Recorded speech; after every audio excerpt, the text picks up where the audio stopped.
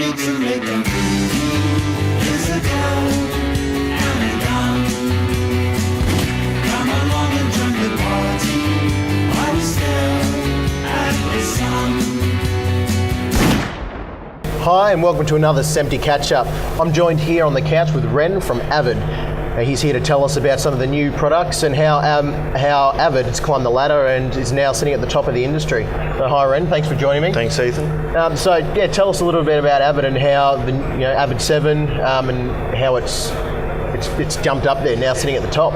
Yeah, look, I think sort of Avid's always sort of been up there. We had a little bit of a dip there for a while when some other products sort of snuck in underneath us, but we're well and truly on top at the moment. And I think Media Composer 7 is sort of the latest release of Media Composers, and obviously that was the industry, pioneer in non-linear editing. So 7's got some great new features. It's really powerful. We're fully 64-bit.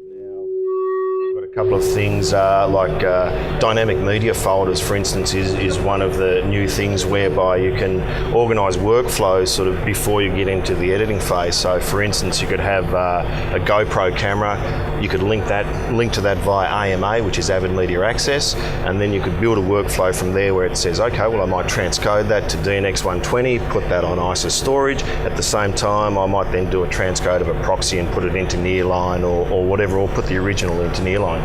So you can build up all of these workflows with Media Composer 7, and it all runs as a background task. And so, in fact, you don't even have to have Media Composer going. So that's sort of one of the really good features. It'll just run in the background of whatever you're doing. Yeah. So your operators or camera guys or producers or whoever can just sort of throw files at a folder, and then all of these workflows will be triggered sort of straight off that. So it's a really cool feature, very, very powerful. And I know the local production industry is pretty excited about that because it saves a lot of time. And what other new features to Media Composer 7 is it really eye-catching? Like what are people talking about? I think frame flex is one of the key things as well, because the world's going from we're 1920 by 1080, but everyone's talking about 4K. So sort of we're moving down the 4K path at the moment. Although still we're 1920 by 1080 sort of with our editing side of things, but we can handle the 4K files very, very well. So whilst you're bringing in a 4K frame, which is a large frame, as a source side effect, you can then choose the portion of the picture that you want. So you're not losing any resolution when it comes through into the editing side of things. And obviously we've got our eye on 4K, so we'll look at how the market goes. We're set up, well. We're 64-bit now with Media Composer, so we can access all of the CPU power. So we're ready to go for the next big thing in television. And when do you think that's going to take over there with Avid?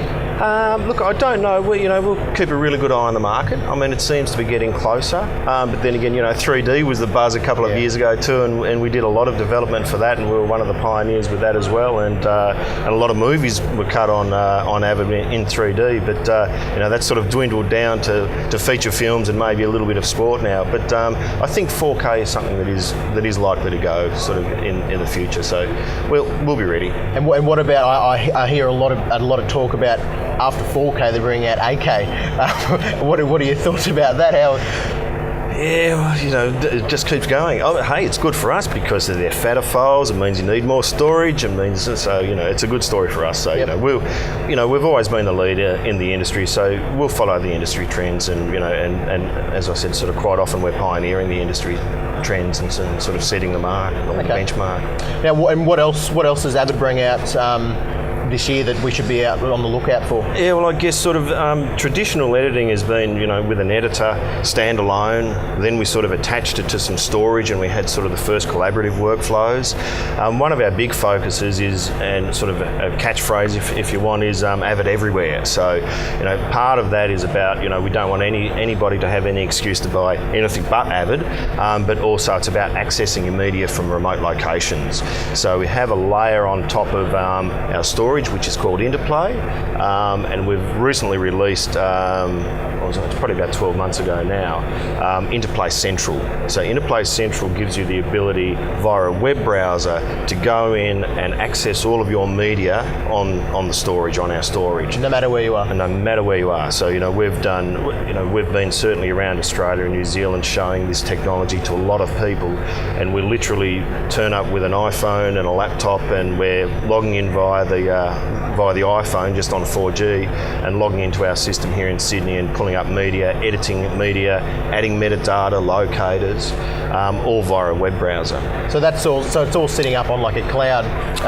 It's a virtual private cloud, I suppose. Okay. We haven't got a public offering, and there's certainly other people that are interested in doing that sort of on our behalf, but that's not our business model at the moment. But certainly sort of in a private cloud. So basically, an editor can be sitting here in Sydney, editing up a package, and then shoot over to say China, and they could virtually continue doing what they were doing here over there. Yeah. So literally, you can take you can use the web browser, or you can take your media composer, and that we call that Sphere, and you can disconnect it from your storage. You can jump on a plane, off you go, and then you can plug in, and the only difference that you do from your standard media composer is click a little button that says I'm now a remote user. Then you can access all of your media, and essentially what the system does is that it pulls a high-res media off the disks, off the storage, and then turns that into a low-res on the fly and sends that out to you, and sort of at variable bit rates depending on what frame size and what sort of application you're using at the end. So the user has exactly the same experiences as what they would be in the facility.